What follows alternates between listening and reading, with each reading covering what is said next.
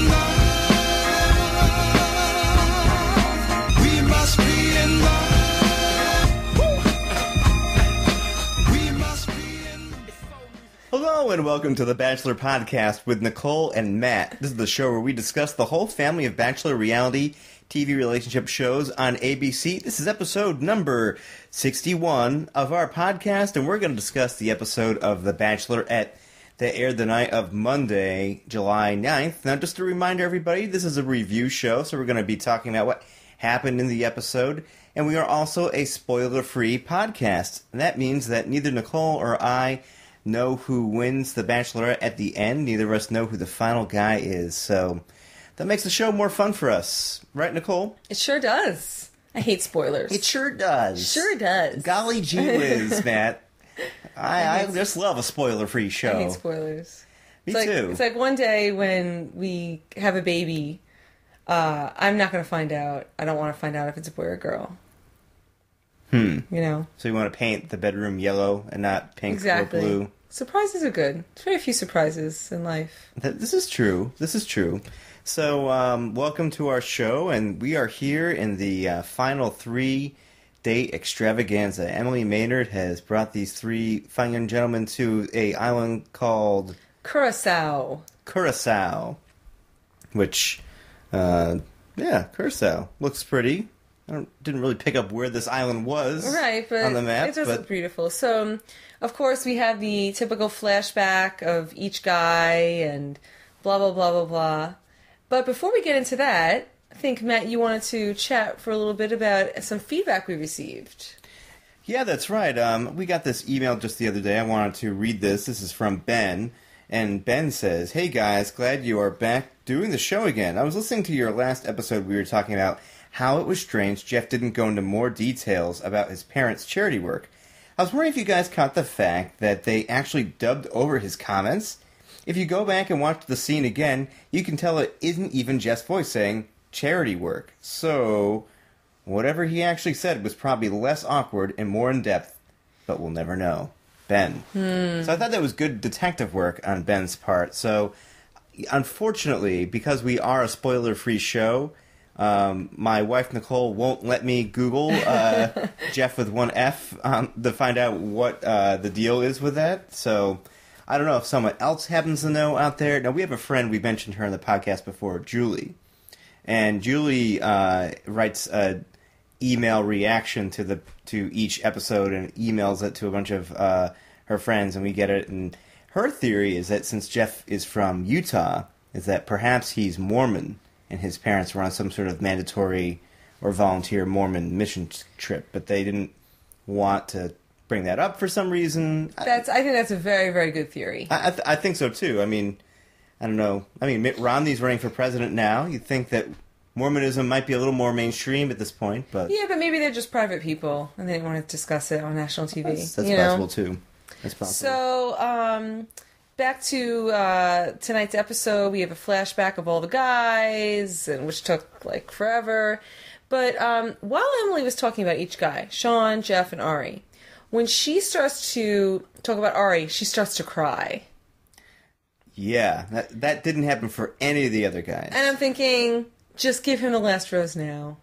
Pull a Allie and Roberto when she said goodbye to Chris, before the final before the finale. Right. She told him on their date, like, when she first saw him, "I'm not picking you," and... Oh, man, I forgot about that. Remember that? That was stone cold amazing. I couldn't believe it. I had a lot of respect for her for doing that. Yeah. Yeah, me too. That was our first season of podcasts. Wow. I think, right? Was it? I think maybe. Yes, it was, because I remember in the first episode I was like, so, what's her name? Allie Fedorowski, whatever. I remember that. Oh, boy. Well, then Emily writes in the sand, Emily plus ... And then the waters wash it away. They do. So our first date is with Sean, lovely Sean. They have a helicopter ride to this private island, and Sean's family said that his past relationships were more like buddies. So Emily's asking him about that, and he basically saying, like, well, it was mainly this most recent relationship that I had, and basically I loved her, but I wasn't in love with her, but I didn't know how to break it off, so I just kept, holding out hope and leading her on, and I felt bad about it, but I think she knew. Now, Emily doesn't seem pleased or excited with this conversation. Not at all. But I think that her mind is already made up about him at this point anyways, and this just kind of seals the deal a little bit. I agree. And I almost think, she says that sometimes he's hard to read. And I was just thinking when she was saying that she's trying to come up with reasons for why she's not going to pick him. Right. You know what I mean? Like, she keeps saying he's so perfect, he's so wonderful. And I think he is. Does seem like a great guy. But she knows that she's not going to pick him in the end. She knows that her feelings are stronger for especially Ari. And obviously now we know Ari and Jeff. So she's trying to come up with reasons as to why she's not going to pick him. Here's another reason why I feel like we all kind of knew that she wasn't going to pick him. I think that he reminds her of Brad Womack. What? Yes. Now let me explain. He's tall and big, just like Brad is. Brad's kind of quiet, Brad's a sweet guy, and he's like, well, let me just tell you how I'm feeling. Blah blah blah blah blah, and he's kind of a jockey type, and that's what Sean is. Now Sean's less of a party guy than Brad is. Clearly. Sean's sweeter than Brad. Oh, without a doubt, but they're kind of along the same lines. They're in that same area of the spectrum, if you will, I hear you. Well, then Emily says to the camera she wants Sean to finally say, I love you. And I'm like, what? Why would you want this guy to say I love you if you know that you're not going to pick him in the end? I don't think she knew whether or not she was going to pick him to be the part of the final two. I'll give her that. Right. But let's be realistic. You know you're not picking him in the end. You know that you're picking Ari. So don't give me that. Well, I think that she wanted to hear that from him because she wanted him to be more open. And later on in the episode, she says something along the lines of, I hate to be the one to teach this to somebody. I feel like this maternal instinct is taking over for Sean, and she wants Sean to learn how to open up, to learn how to be more, connecting with a woman, because I think that if he was, she would have picked him. But he held back, and I think that's what stopped it. She wants a guy with an edge. It's just because she wants a guy with an edge. Before we move on to the next guy here, they look like Barbie and Ken. I know. Walking into that water. He's huge. You got these packs of this. I know. 8-pack. I know. And she's gorgeous and looks like a Barbie doll. Yeah. And you're absolutely right. Crazy. I find it interesting that the producers don't show us seeing them snorkeling in the water and having fun together. It's just this conversation and they go straight to dinner. Yeah. And that to me was a clue right there. I'm like, well, he's definitely not getting the rose tonight because the producers don't want us to see them having too much fun. Right, exactly. So they have this romantic dinner, and Emily tells him again that he's perfect, blah, blah, blah. Sean takes out a letter that he wrote to Ricky, which was really sweet and wonderful. He tells Emily that he's fallen in love with her. And then something interesting happens. She gives him the card for, the fantasy suite. He accepts, but then while they're there hanging out, she's wondering if she should stay the night. So I thought that was interesting. And she said it doesn't line up with her values as a mom, and she wants to set a good example, and which I totally respect. I totally get that. I think that was absolutely the right call. And I was very curious to see what she was going to do.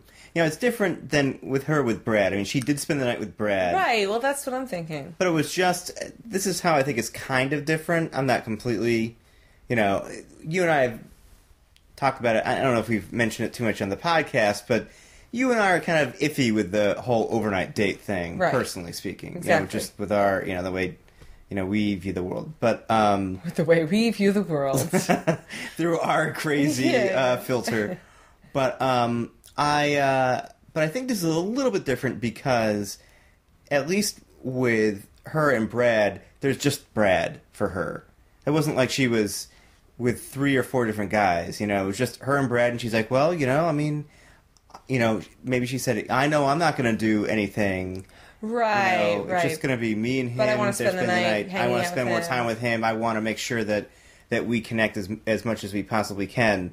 I think with these guys, since the ball's in her court, Right. she's like, well, you know what? I mean, I know how I feel, so I don't need to That's a good point. continue on. Good point. I'm glad she didn't. I think it does set a good example for her daughter. Yeah. I agree.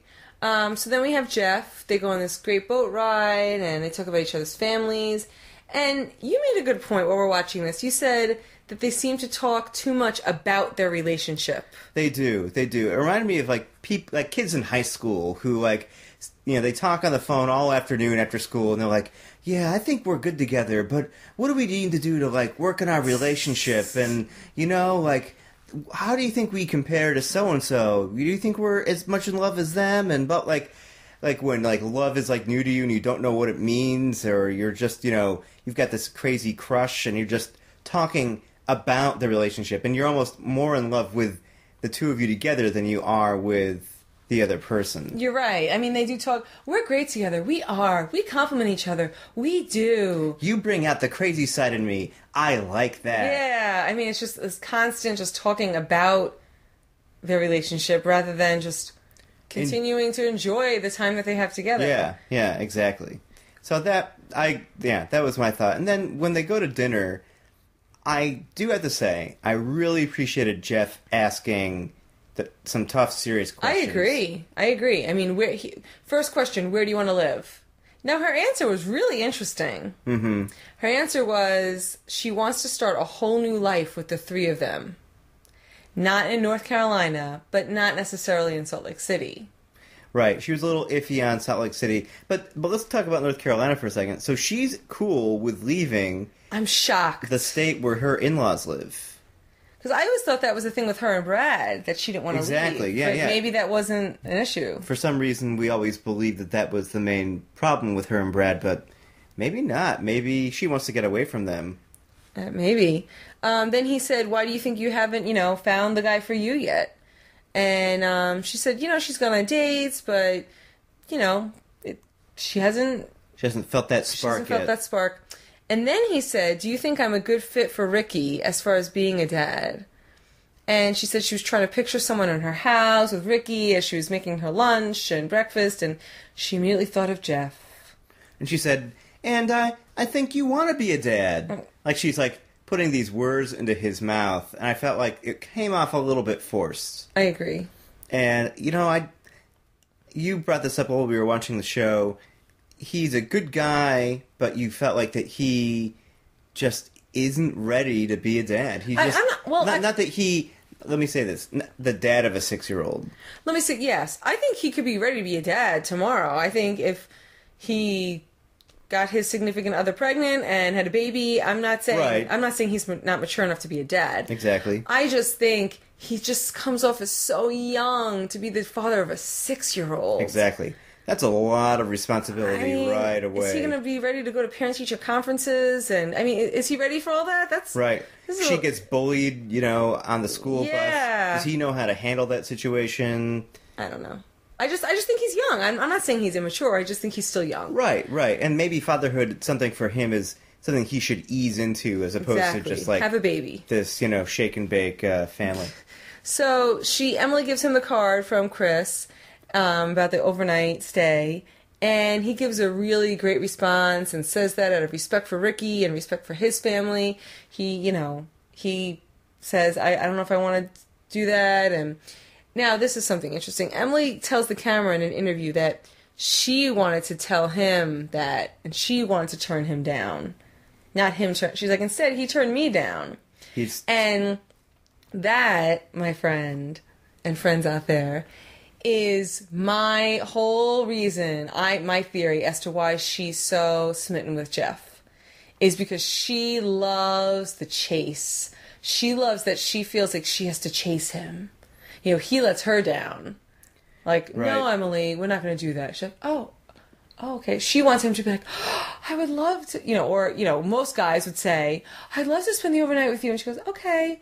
But instead, this guy is the one who she kind of has to convince a little bit. And I'm just concerned for their relationship that if she does pick him, once the chase is over, the novelty will wear off with Jeff. Right. Because there'll be no more chase. I think that's a very good point. So then we have Ari's date. Yes. And yes, Mr. Ari. we have swimming with the dolphins in the open ocean, which is so cool. That was pretty cool. We swam with dolphins one time. We did. We did. On our honeymoon. In, do you remember where? Nassau, Bahamas. Mm-hmm. Yeah, we took a little boat to some place and we got to It wasn't hang around like with the dolphins. swimming with the dolphins. It was more like a little meet and greet. It was like a petting zoo, basically. Yeah, yeah. I mean, you're in the ocean with them, but they're trained dolphins that are like They come swimming in. swimming up to you. Trained dolphins that were kidnapped from their families and forced exactly. into the circus. For our basically. vacation. Yeah. Thank you, little one. You have pleased me. Yeah, that's basically what happened. But anyway, dolphins hey, are we have a fun. nice picture, and Yeah, exactly. from it hangs in our bedroom. So. But it is pretty cool. Dolphins are amazing. So I could just sense that Emily has the most ease being with Ari. She really does. She has the most ease being with him, and she says she loves kissing him, and she says it's going to be difficult not to have the overnight with him. So then they have this wonderful dinner, and she wants to know if there's more to the relationship than just the physical, and she's asking him, like, what do you do on a Tuesday morning? You know? And I thought his answers were very, just normal and nice and reassuring. He's just normal guy, he gets up, if he's not racing, he goes to the shop, he hangs out with his friends, he has dinner, and he's a very social person. Mm-hmm. So I thought that was interesting. He seems to be more of an extrovert. He gets his energy from hanging around with people. What do you see Emily as? Do you think that she balances him out? Do you think that she's more of an introvert? Probably. But, I mean, who knows? She comes off as more of an introvert. Yeah. She's... From what I've gathered from the show, it seems like she does spend just a lot of time at home with her and Ricky. Not that she doesn't have female girlfriends. Right, because we did meet her friends. Right, but I think that would be a good combination. I mean, I guess at this point, since I feel like she is picking him in the end, I want to kind of make my peace with that. Like, okay, well, they do seem to kind of balance each other out that way, and they don't have to talk about the relationship constantly to reassure themselves of that. So right, like she does with Jeff. Right. So then Ari asks some of the same questions that Jeff asks. True, he does. And Ari says, "Where would we live?" And it's interesting because her answer to Ari is a little different than she says to Jeff. With Jeff, she's like, "I would want to start a whole new life, pick up and go somewhere." But to Ari, she says that she would be so happy to move to Arizona if that's where he wants to live. Now, in Jeff's defense, it could be just because she knows Arizona. Maybe she's visited there in the past. True. Because she said she's never been to Salt Lake City. And maybe she knows that, Ari, his career is there, Right. And Jeff, the quote-unquote entrepreneur. Could move anywhere. Right. He talks about, her expectations for father figure, and she says she wants someone to love Ricky like their own. And then Emily continues to ruin the surprise for us as far as who she's picking in the end by telling Ari, from our first date, I was done, and you've been that light at the end of the tunnel for me. So, pretty much, she's picking Ari. And then she says, Ari is so good looking. I'm like, really? I'm not much of a judge, but, I guess he's good looking. He's probably the better looking of the three. What? No way. Sean is the cutest. Definitely. Ari has more this, slyness to him, this, there's something about him that she's really, really attracted to. This confidence. Right. He's just so confident, and that's what it is with Jeff. And I don't think Sean had that as much.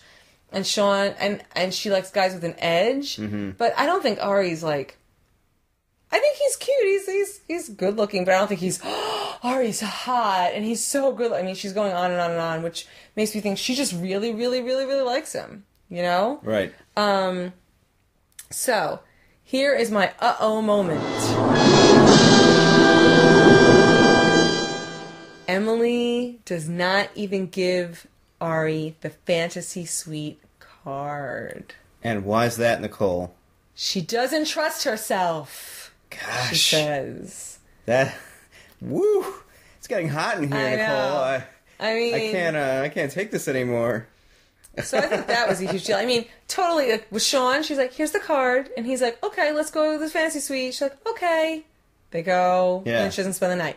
Jeff, she gives him the card, but, you know, she's not even going to go. Ari doesn't even give him the card. She can't handle it. She can't trust herself. So then we have the pre-rose ceremony with Chris Harrison, which you noticed something about Chris. No wedding band. This is the first time he hasn't worn his wedding band. Yeah. And he's super cash, which, you know, I guess that's how they roll in Curacao. But yeah, but he always wears it, and obviously we just read recently that he and his wife are getting a divorce. So now he's letting everyone know on national TV he's free. Free to get kissed on the cheek by the twins on the Bachelor pad commercial. So Emily's skirt, she looks like a mermaid. Emily, she does. Emily said King Triton's daughter. This is weird. Emily goes, I feel so sad, you know? And Chris Harrison's like, why? What's so sad? He's like, really? You're sad? Why is he so surprised? Because he's foot loose and fancy free now. He's like, come on, break it up with me. It's great. So, I'm just kidding. She watches the video messages from each of the guys, and during Sean's, she just looks so guilty while she's watching his message. Oh, you can see it coming from a mile away. Miles. But Miles. I felt really bad for her. I mean, she was really crying. Yeah, after those videos. This was hard. This is tough. really serious, you know. And so go ahead. Basically, With the rose ceremony, Jeff gets the first rose. Ari gets the second one. I personally think that when it comes to the top 3, or even the top 4, there's no need for a rose ceremony. I think instead of having all the guys stand there and you call their names, I think the one guy that you're letting go should just, you sit down with them one-on-one and say, I just want to let you know that I'm not picking you tonight. Right. And walk him out. I just... When there's one guy that's let go, it's just it's rough to do that to them. I agree. You know? I agree, but she's broken the rules so many times this season. I think she felt like the need to play by the book, you know, for this last one at least.